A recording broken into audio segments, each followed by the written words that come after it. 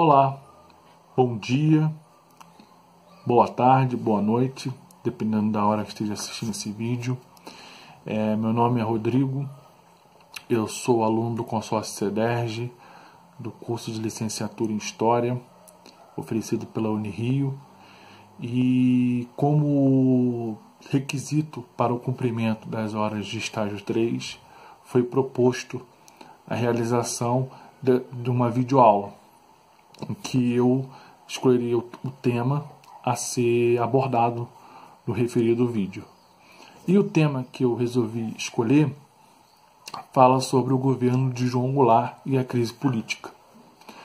E para entendermos o contexto do governo de João Goulart, é preciso mencionar, primeiramente, o conturbado contexto político nacional ali entre 1945 e 1964. Bom, começa principalmente com a deposição de Vargas em 45.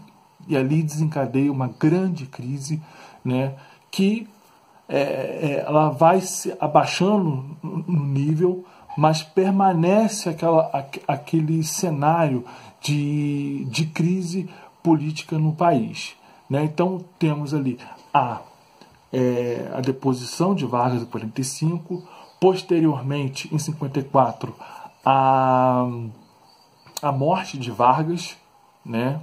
Um momento traumático para a política e para a história do Brasil, e a eleição de Juscelino Kubitschek também, porque ali tentou-se inviabilizar a posse de Juscelino Kubitschek, e depois de uma intensa negociação, Juscelino consegue assumir. Bom, então nós vamos chegar ao período da renúncia de Jânio Quadros. Bom, antes mesmo de falar propriamente da renúncia e depois da situação para a posse de Jango, é importante mencionar que tanto João Goulart como Jânio Quadros, eles são eleitos num formato muito diferente que nós temos hoje no Brasil. Naquele período, havia uma eleição para presidente e outra eleição para vice-presidente.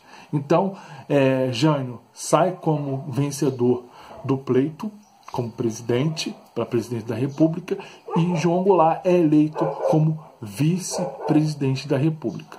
Bom, dito isso, é importante ressaltar, assim como já foi dito, o contexto conturbado, né, da história nacional naquele período. Havia também um contexto internacional. Nós vivíamos um momento em que tinha chegado ao fim a Segunda Guerra Mundial, em 1945, e duas grandes forças emergem desse cenário. De um lado você tem o capitalismo representado pelos Estados Unidos e o socialismo representado pela União Soviética. E por que esse período é conhecido como Guerra Fria? Porque tanto os americanos quanto os soviéticos, eles não eram uma disputa bélica, mas era uma disputa ideológica. E essa disputa ideológica buscava justamente influenciar outros países, né? Poderíamos aqui citar vários exemplos dessa intervenção americana, né, e soviética, né, dentre elas as guerras da Coreia, né, que você teve ali o apoio norte-americano à Coreia do Sul, né, enquanto a União Soviética apoiou a Coreia do Norte. Mas o fato que nós precisamos trazer aqui para elucidar tamanha importância daquele contexto internacional é justamente a Revolução Cubana em 59. Porque a Revolução Cubana ela teve amplo apoio dos soviéticos, né? E a partir da Revolução Cubana e desse apoio da União Soviética à Revolução em Cuba, começou a haver né, principalmente por parte dos Estados Unidos, uma preocupação em torno dessa possível abrangência que a Revolução Cubana poderia acarretar em outros países da América Latina, inclusive o Brasil. Então você tinha ali não só essa preocupação por parte dos americanos, mas essa preocupação chegou às elites, né, ou a uma parcela do setor político e do poder econômico, e do setor econômico, né, com também parcelas das Forças Armadas que já desde do fim da Segunda Guerra alimentavam, né, tinham uma relação muito próxima com os Estados Unidos, até porque as Forças Armadas ajudaram, né, os Estados Unidos na Segunda Guerra Mundial, né? Houve essa aliança entre Brasil e Estados Unidos na Segunda Guerra Mundial. Então, esse contexto internacional, ele vai influenciar muito as questões aqui no Brasil nesse período. E aí, vamos entrar na questão que esse contexto internacional mais o contexto nacional vão ser importantes para a resistência em relação à posse de João Goulart. Então, como eu disse no início do vídeo, né, Jânio Quadros renuncia, né, à presidência da República, porém, nesse momento, Jango está em uma viagem oficial, né, à China, uma viagem diplomática à China. E quando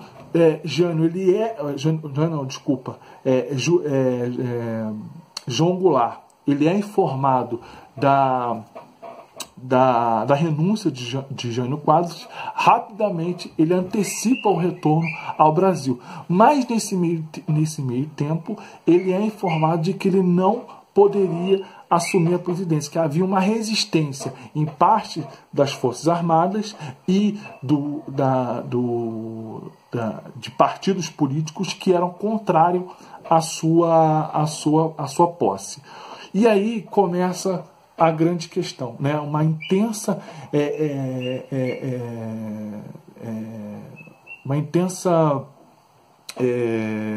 negociação, né, entre os partidos políticos, e um personagem muito importante que entra nessa história é a figura do então governador do Rio Grande do Sul, Leonel Brizola, né, que ele vai encampar, né, o discurso de que João Goulart, pela Constituição de 46, deveria sim assumir a presidência da República. E aí é um momento conturbado, né, houve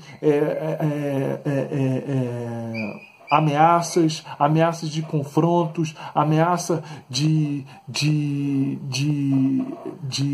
confrontos armados, inclusive, e de um lado teve a figura do Leonel Brizola tentando articular, tentando garantir a posse de Jango, e o Congresso, no meio daquela crise, na figura de Tancredo Neves, tenta achar uma saída que agrade ambos os lados. E qual foi essa saída? A saída foi a criação do parlamentarismo no Brasil. Por que o parlamentarismo? Porque o parlamentarismo retiraria boa parte dos poderes que o presidente da República possuía. E essa era a intenção, não dar plenos poderes a João Goulart. Por que essa questão da resistência a João Goulart? Bom, eu disse aqui, né, que havia um contexto político ideológico naquele momento, né, a disputa entre o capitalismo e o socialismo. E o João Goulart, ele pelo seu passado com ligação ao governo de Vargas, Vale lembrar que João Goulart ele foi ministro do Trabalho no governo do Vargas. E além desse passado do João Goulart ligado ao Vargas, também havia a ligação de João Goulart com o sindicalismo. João Goulart era muito próximo desses movimentos sindicais, e essa ligação de João Goulart, mais a sua posição dentro do governo de Vargas e mais o contexto internacional naquele momento, foram fatores que criaram, né, uma resistência ao nome de Vargas para assumir a presidência, né? Por isso mesmo que, num primeiro momento, houve essa resistência, e aí se aceitou a posse de João Goulart, mas com a questão da introdução do parlamentarismo. Bom, então, ao assumir a presidência, o Jânio Quadros, o João Goulart, ele vai ter muita dificuldade para assumir, para governar, né? Com os seus poderes reduzidos, né? Ele pouco consegue fazer, ele pouco consegue articular, né, medidas que ele tinha como plano de governo para poder pôr em prática, já que o Congresso, boa parte das propostas que João Goulart apresentava para votação no Congresso eram todas elas barradas, ou boa parte delas eram barradas. E aí, só em 1962 que João Goulart consegue aprovar o 13º salário e outros benefícios para a classe trabalhadora. Contudo, aquelas reformas, consideradas reformas de base que João Goulart gostaria de fazer, como a reforma agrária, por exemplo, ela não conseguia passar no Congresso. Havia muita resistência no Congresso e ele não conseguia aprovar. Então, o ano de 61 e 72 essa foi a condição que João Goulart governou. E aí, uma situação que vai ser importante na mudança de curso do governo de João Goulart é o plebiscito no início de 1963, quando João Goulart, é colocada por consulta popular, plebiscito, que a população decidiria se continuaria o regime parlamentarista ou se adotaria o regime presidencialista. Bom, e aí a população quis que voltasse o regime presidencialista. E aí João Goulart passa a ter novamente plenos poderes, recupera os poderes que dele foi tirado com o regime parlamentarista. Porém, a situação do Jango não melhora tanto. Porque o que acontece? O Brasil continua vivendo um período de crise econômica, inflação alta, dívida externa brasileira crescente, e ele tenta no primeiro momento fazer o quê? Renegociar essa dívida. Não consegue. E aí a crise aumenta, várias greves acontecendo ao redor do Brasil, e João Goulart, novamente, como uma tentativa de passar reformas, ele envia ao Congresso uma reforma, as reformas que ele estava tentando colocar. Ele tenta novamente passar essas reformas no Congresso, mas novamente ele sofre uma derrota. E aí, qual é a conclusão que João Goulart chega? Que ele não tem mais como, ele não consegue governar, né? Mesmo com os poderes que ele conseguiu readquirir pós-plebiscito. E aí ele começa a governar por decretos. E essa atitude, essa iniciativa de João Goulart de governar por decreto desagrada profundamente esse grupo que já era contrário ao João Goulart.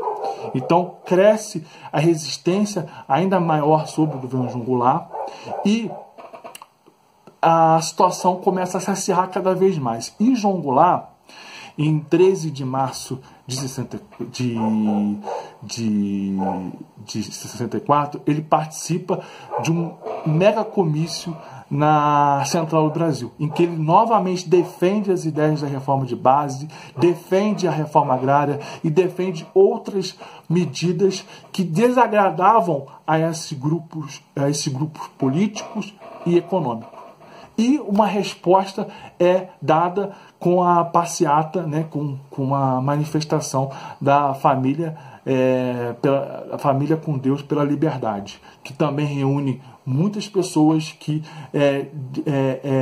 são contrárias ao governo de João Goulart.